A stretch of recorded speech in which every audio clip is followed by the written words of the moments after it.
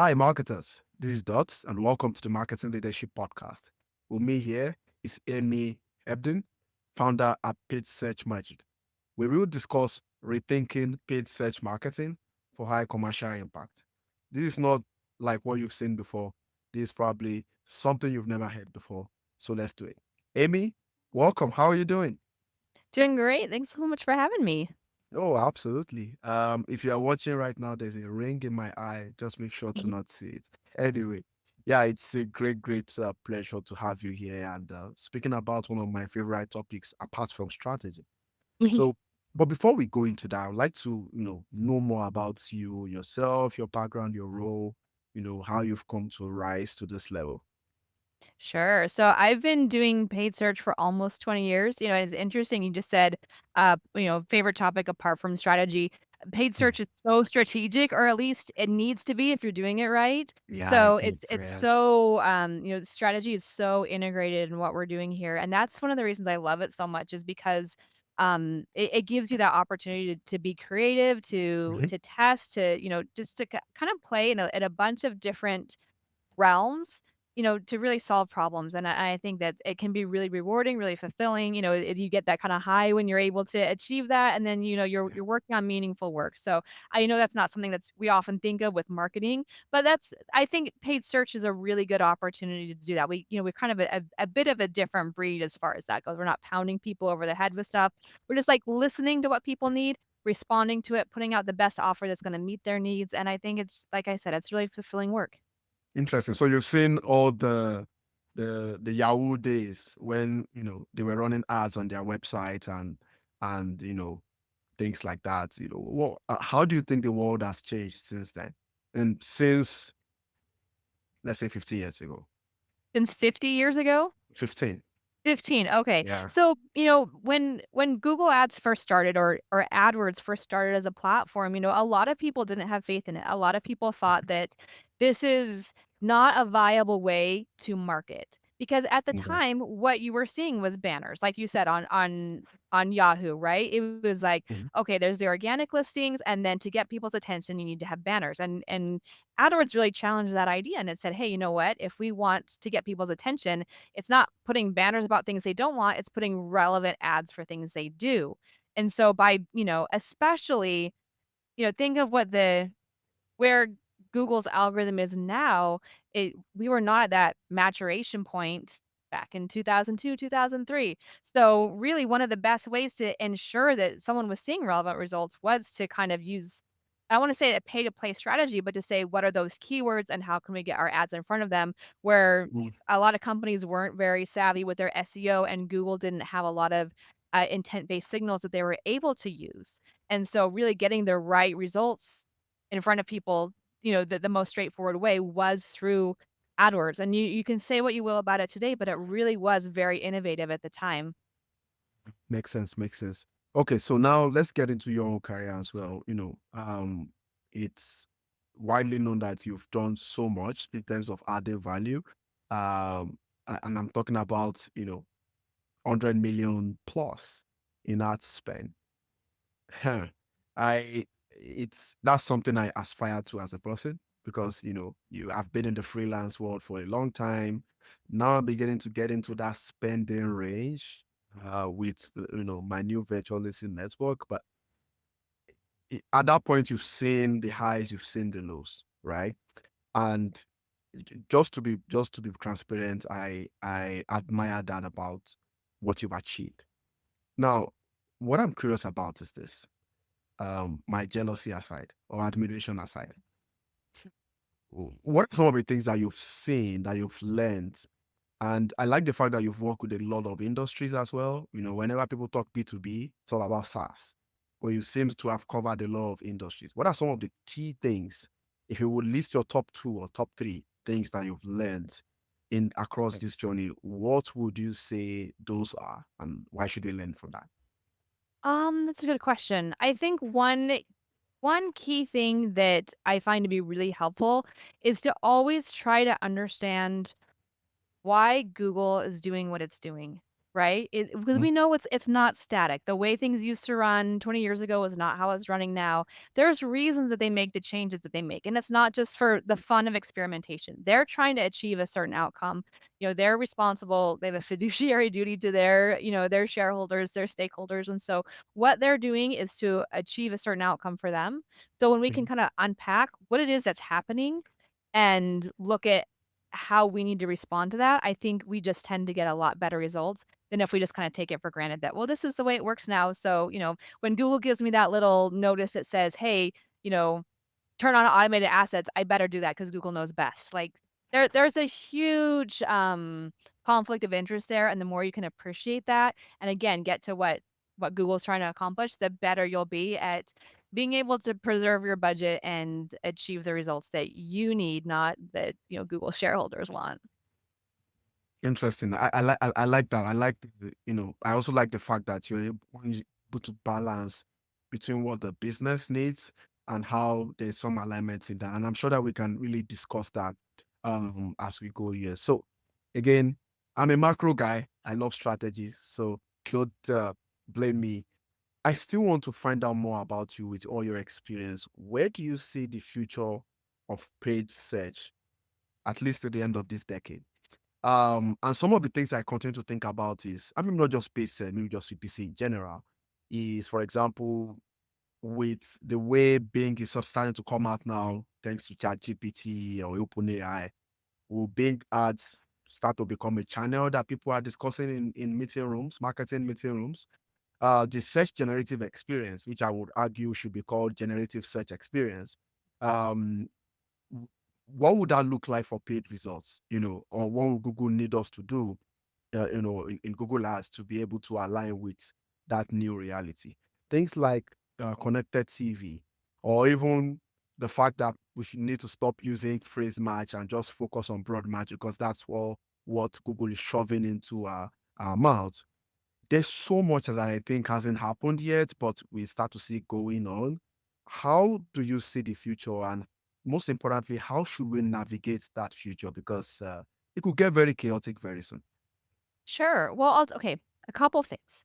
One is that the chaos which you're talking about, all the introduction of all these different uh, vehicles, platforms, channels, networks, those have all, I don't want to say they've all existed, but Mm. you ask about CTV. Google was running television ads through AdWords back in 2007, right? Like in a Ooh, way, I this didn't know isn't that. really new. Like Nice. they've Right. experimented with so many things, close down the things that aren't working, Mm. sunset those programs and continue to Yeah. innovate. And that's kind of what we Yeah. expect from them. That's what they offer us. And so it's hard to know where things are going, but it's safe to say it will be different. It will look different. The thing that I'm pretty confident in is I'm not afraid of obsolescence. And I think that sometimes people are like, "Oh, well, if we're using GPT, then are we going to have ads?" Well, of course we're going to have ads. Google's Yeah. not going to, if it has anything to say about it, it's not going to close the door on its primary revenue channel. So there Mhm. will be the opportunity for ads. It may look different, but if you're a paid search marketer, you're not gonna be out of a job just because, something looks different than it does today. We're gonna continue Yeah. to see an evolution, but Google is gonna let brands continue to pay for placement because that's how it's gonna, make its quarter revenue goals. That's right. That's right. Makes sense. Yeah, I agree as well. What I've tried to do is it may be about strategy, but feel free to clarify. Is I I take baby steps. So for example, I'm still a fan of Broadman. Exact match and phrase match, for example. So I still run campaigns in that way. And then on the flip side, I run the PM that they want. PM, if you're listening, is Performance Max, which wants you to just focus on broad match only. Um, and the reason is because for some strange reason, I found myself in very tricky industries. So let me give you an example. I help a GPS device tracking company that could easily be misrepresented as a order tracking company. Like I order something that ships through UPS. Mhm, That could be even misinterpreted as Google Maps. Whereas what I'm talking about is I put a GPS tracker in your car and you can see where the car is going. mhm, So when I don't feel that these ad platforms I've been able to somewhat determine what those nuances are. Just recently, I was consulting with a business owner who is selling drugs for STDs, and then the system is telling them about other, men's health issues Mhm, because if it feels, oh, our AI says this, our recommendation says this, and so on and so forth. So that's, I guess, not being ashamed of obsolescence helps because even though Google is saying it's obsolete, some people will argue that that obsolescence still helps with the nuances. Here is another funny example or reason. Um, all due respect to Google Ads support teams, if anybody is listening, you can just clap for them. The support guys, whenever you are working with some of them, they will ask you to go back to the old interface of Google Ads. I don't know if I mean, they are recording those calls, so their bosses are actually saying that. And I keep saying, guys, you are the one that is asking us to switch to the new platform. Why are you telling us to go back and go to, I can't remember, you have to click something at the top right to go back to the previous view. The point is this, even the guys that own the product, especially on the support side, some of them love the obsolete nature of some of these mhm. platforms. So don't kill yourself about it. I know it's natural for marketers to always go to the extremes. ChatGPT is out, let's go for it. Tomorrow something comes out, let's go for it. Everyone wants to be the first to test something. But I would say judge it with your own nuances and what works for your business. If you're working for a straightforward business, why not if not? But if you've got some nuances, then you want to take baby steps. So I will stop ranting now and go to the next question, Amy. Well, let me just touch on something for that real quick because you brought up a really good point about, Yeah. especially about like keyword match types, because that Mhm. everyone loves to ask, like, what's the right thing to do? But it is so account dependent, right? I've got some clients where we're using broad match and it works really, really well. And some Yeah. clients where we try broad match and it works really horribly. And I have not seen any rhyme or reason to say, oh, this kind of, campaign, it's gonna work. It's just kind of it's a bit arbitrary. You're not Mhm. gonna know until you try it. And so to say, "Oh, only use broad match," or "Only don't use broad match," really ignores the nuance and the fact that your campaign might find a lot of success doing something that a different campaign won't. And so you have to be able to get granular 'cause there's no point in just saying, a one size fits all model when it doesn't fit. And so half the time you're gonna be wrong, right? It does Yeah. you no good to be wrong half the time when you can be right as much as you possibly can Almost all just the by time. paying attention to what that, particular campaign needs. And a lot of times it works until it doesn't. And so once it stops working, you need to be able to pivot and something else might continue to work. So let that continue to play out. But like just by paying attention to what's happening, you'll get a lot more success than if you just try to apply these really broad strokes when it it's counterproductive for for the results you're trying to get.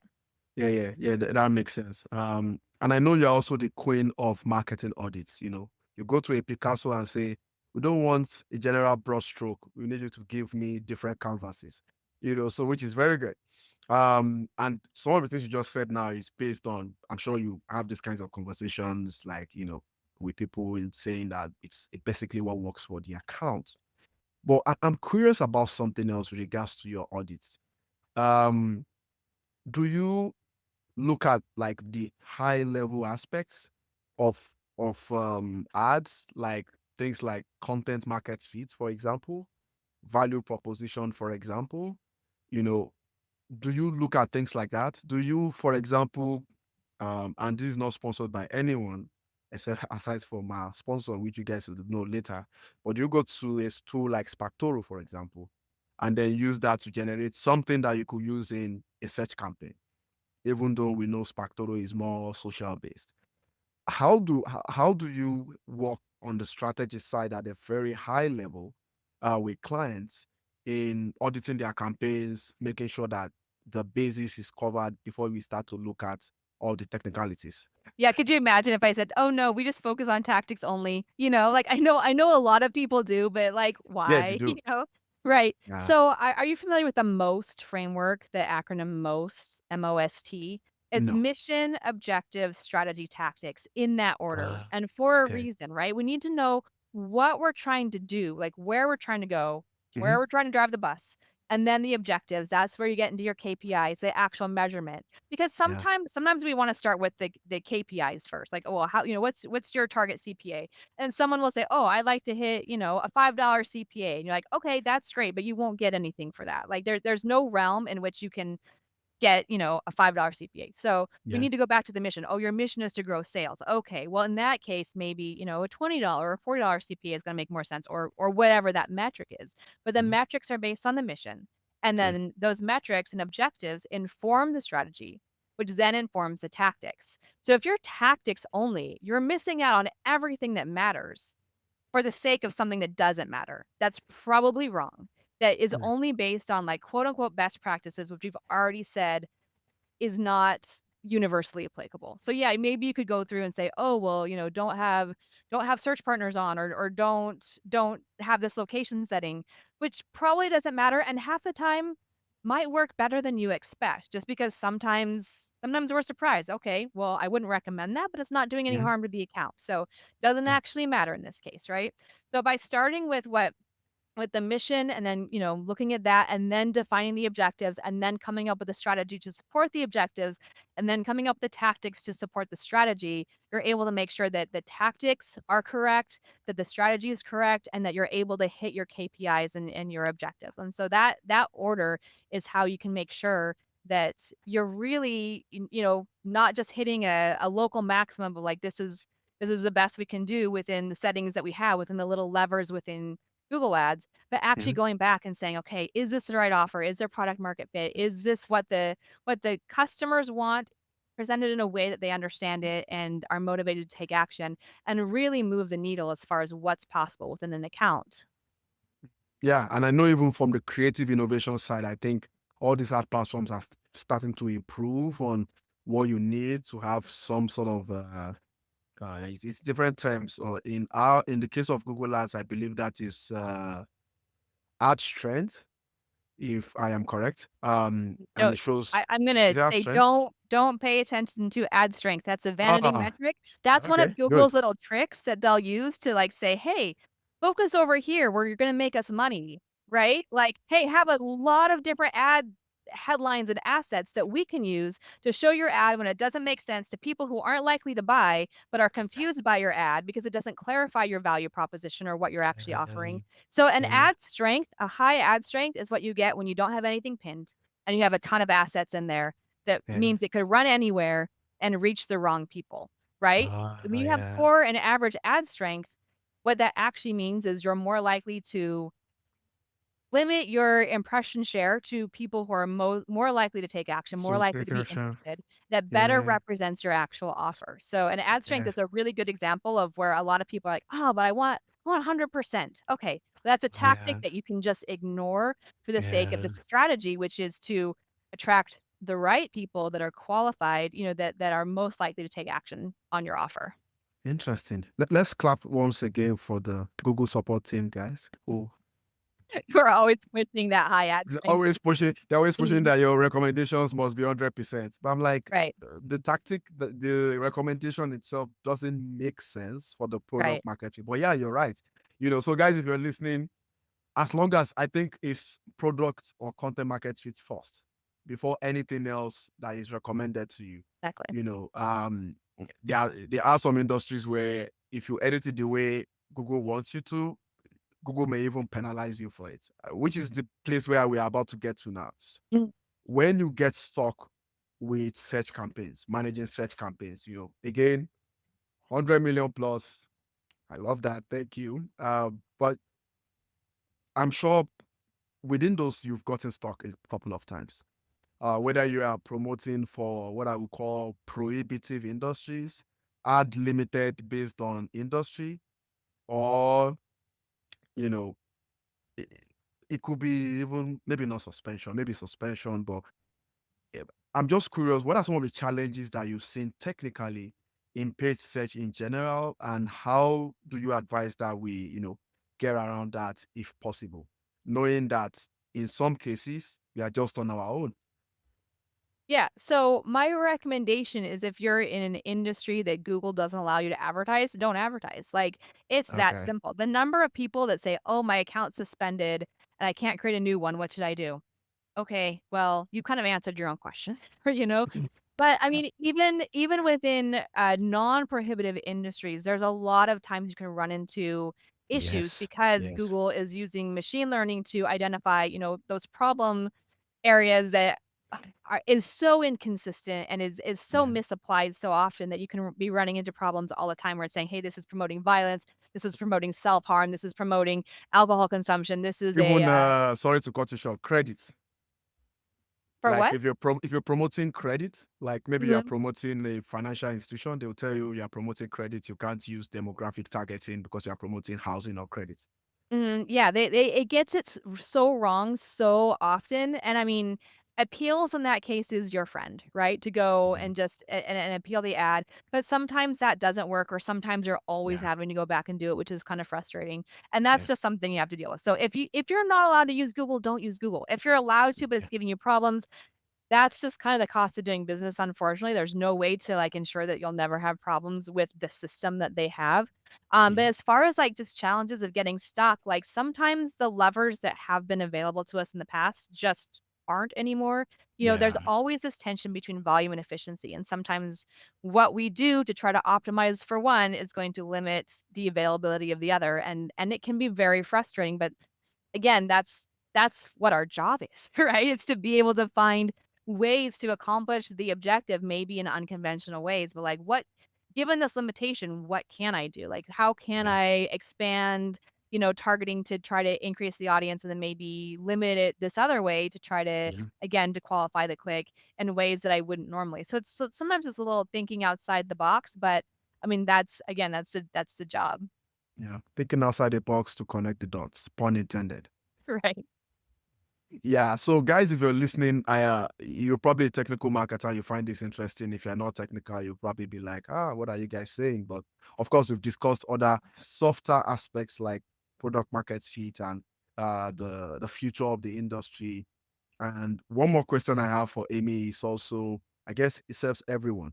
But before I ask that question, first I would like to ask, guys, if you enjoyed this, please like, follow, leave a review. It's probably going to take you a few seconds. It helps us out as well because what we try to do is work very hard on what the topic is. You'll probably notice Amy once in a while saying, good question, good question. That's as a result of something doing some homework somewhere. So it encourages us to do more if you do any of those things. We will not clickbait you into doing them. If you care and you do them, we will appreciate. We will be coming back after a quick commercial break from our sponsor, and I have one more interesting question for Amy. But even before that question, there's going to be the dots rapid fire, and we'll see how many PPC bullets Amy can dodge after this break. Stay tuned. We'll be right back.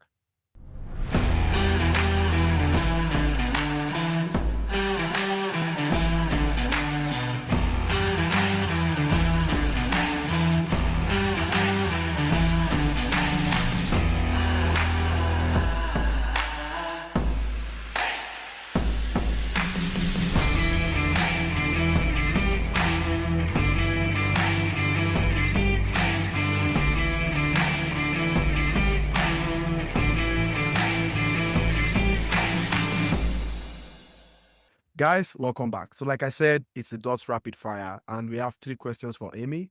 You answer the truth and nothing but the truth. Are you ready? I'm ready. Okay, good.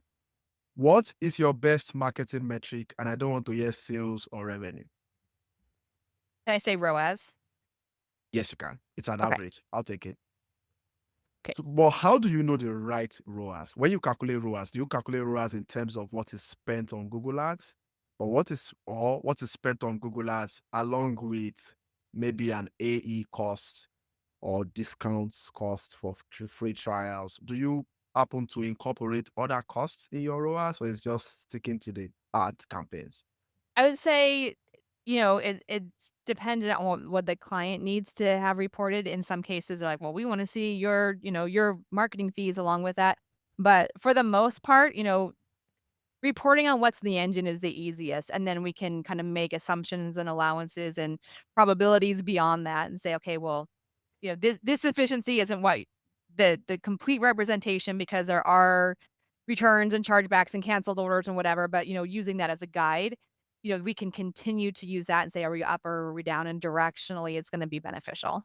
Yeah, yeah, yeah. Don't mind me for putting you on the spot. It's financial modeling is something I've been studying for a while, especially on the marketing side. Okay. Second question: how long do you use social media every day?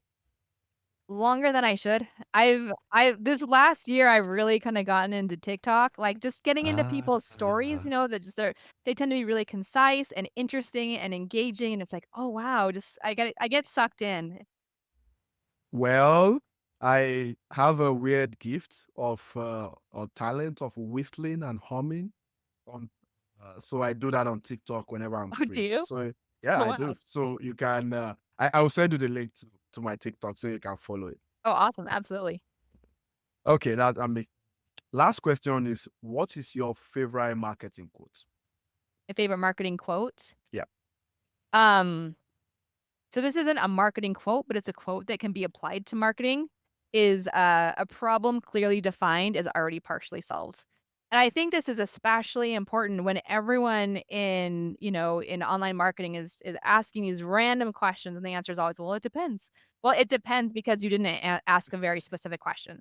So the Yeah. more specific you can get and saying, I am trying to solve for this particular problem and you Mhm. can define that problem, then you're able to that usually opens the door to be able to say, "Oh, well, when that's what I'm trying to do, here's how I can do that," and it makes it a lot easier to solve for.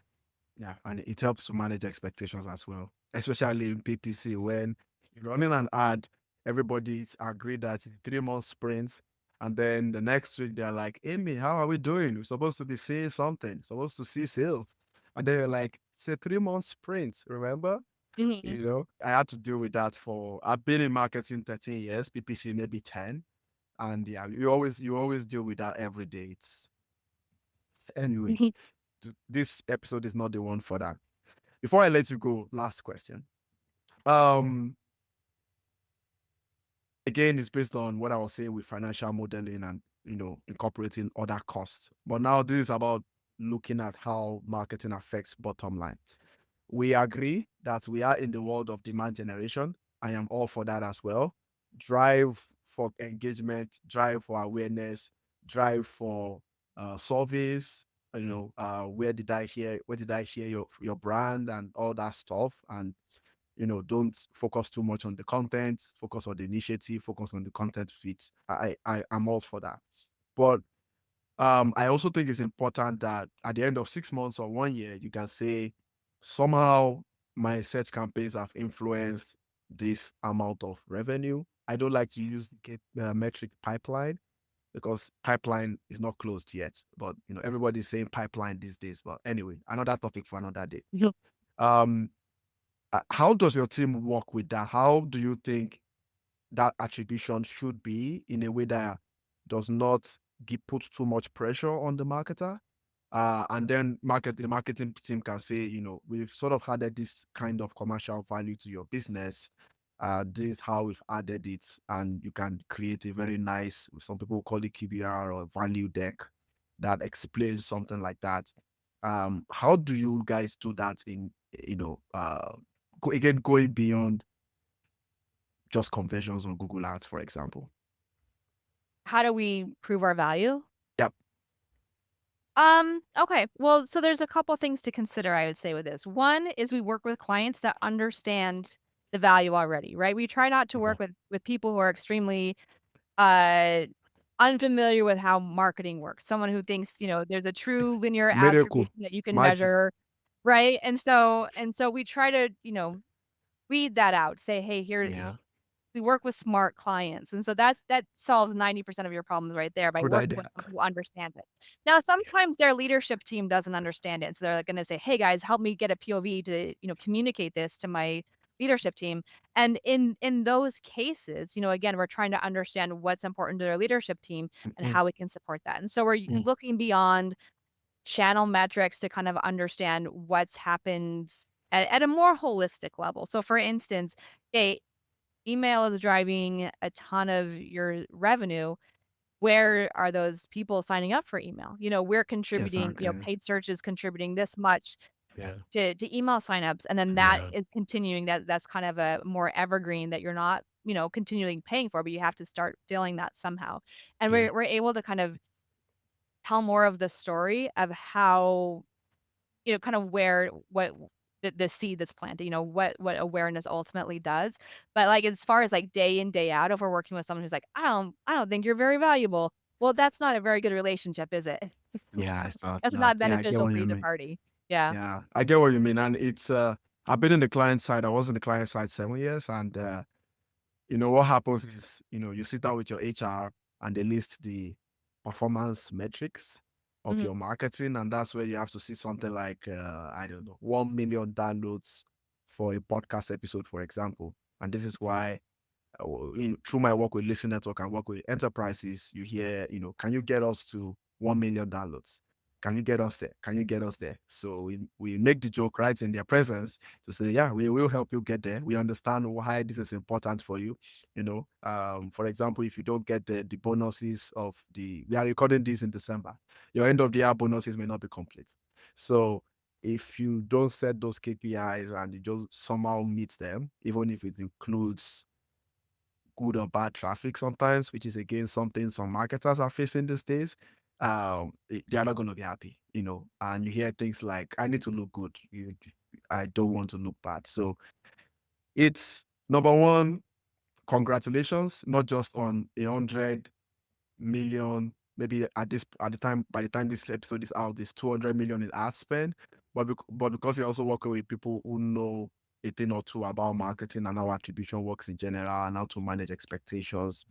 um but there's always, it's not just one party, it's what it seems. You've got a point of contact, but you also got some other people who pay the bills and write checks, and they are always looking for these concrete numbers, which is why sometimes we are forced to still report on CPM, because it is what it is. People love CPM, even though engagement is better, right?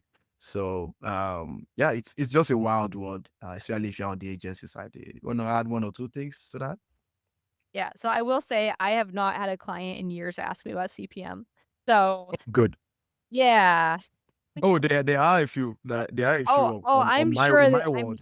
there are. Yeah, but I think that a lot of people are starting to get it, and, as long as you're Okay. hiring and working with people that you trust, Mhm. that, there are organizations that trust the people who are in charge of making those decisions, right?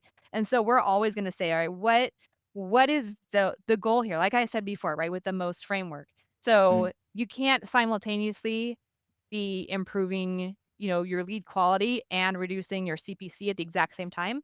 So let's just understand that and decide which one's the KPI, and then that's the one we're Yeah. gonna go with. And so there is a bit of an education process there, but, just making sure that someone's goals are aligned. Okay, if you get more clicks, does that result in revenue? No, it doesn't. What results in revenue? Revenue. Okay, let's optimize for that. And that's the thing that's gonna, and sometimes, again, it's educational, but at the end of the day, our goals need to be aligned because we're helping them with business growth, not because we're helping them with vanity metrics. And sometimes those are harder to let go of than other times, but that's what we want to help them achieve. Yeah. Yeah. I mean, for B2B, we hope demand gen makes life easier for marketers going forward. And then maybe by 2031, we'll go back to performance again. It's no lower. So we'll see how it goes. Anyway, we could go on and on. Thank you so much for doing this. But we have to put it to an end. It's been, I do a lot of, ads myself.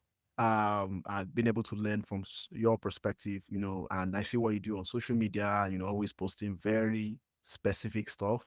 I love people who post very specific stuff and not say, if I were to be your alter ego, I would say, you know, I've spent 100 million in ads. Here's how I did it, and here is how you can do it too. You know, but some things you post, like recently, I saw how you posted the set generative experience and how that works with ads and things like that. We stalk our guests a lot, so sorry. But yeah, I love the way you do that, and I think that's what the marketing world needs. We need people who are actually doing the work, or have some ideas about doing the work, and is able to educate others. So in terms of that, I know you, I follow you. Where can others do the same so that they don't miss out on what I'm enjoying? So, I'm at paidsearchmagic.com is my website. I've got a LinkedIn profile that I am not using as much as I should, but, You we're should. we're in a new year, so we're gonna expand that out Yeah. and try to say a little bit more. I know what's that idea of, like, eat like a bird, poop like an elephant, isn't that what Avinash says? And I'm a Yeah. little bit the opposite. I consume, consume, consume, and I'm not always publishing, but we'll Yeah. reverse that. Yeah, yeah, please. You need to become the lady Chris Walker of our time, especially in B2B. So yeah, That'll be my goal. That's my exactly. KPI for next year. Exactly. Guys, this is how we do it on the Marketing Leadership Podcast. It's thoroughly educational and thoroughly fun as well. And there are more episodes like this on .lobsmarketing.com. Again, it's .lobsmarketing.com. You could also, if you don't like websites, go to Marketing Leadership. Just search that on Apple, Spotify, and YouTube. We are on those platforms and a couple of others as well. I would like to thank Desrig and Content Allies for their support. It's been an incredible run. And before I go, check out listennetwork.co if you want to take your podcast from bigger to biggest. Till next time, connect the dots. Thank you for listening to the Marketing Leadership Podcast, brought to you by Dots Loves Marketing. There will be links to any resources mentioned in today's show notes. If you enjoyed this episode, please leave a 5-star review and be sure to subscribe so you never miss an episode.